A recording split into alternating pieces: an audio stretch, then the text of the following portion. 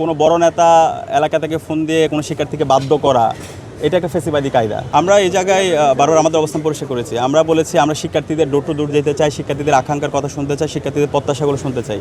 কিন্তু কোনো বড় নেতা এলাকা থেকে ফোন দিয়ে কোনো শিক্ষার্থীকে বাধ্য করা এটা একটা ফেসিবাদী কায়দা। এবং আমরা ঢাকা বিশ্ববিদ্যালয়ের শিক্ষার্থীদের এই ব্যাপারে আমরা কনফিডেন্ট। কেউ কাউকে ফোন দিয়ে ভোট দিতে বাধ্য করা অথবা কাউকে পরিচিত করা, এই ধরনের যারা কাজ করতেছে আলটিমেটলি তারা নিজেদের ক্ষতি করতেছে। বিশ্ববিদ্যালয়ের শিক্ষার্থীরা সৎ যোগ্য যে প্রার্থী তাকে ভোট দিয়ে তাকে নির্বাচিত করবে। ওদের স্বপ্ন পূরণে পাশে থাকতে পেরে আমরা গর্বিত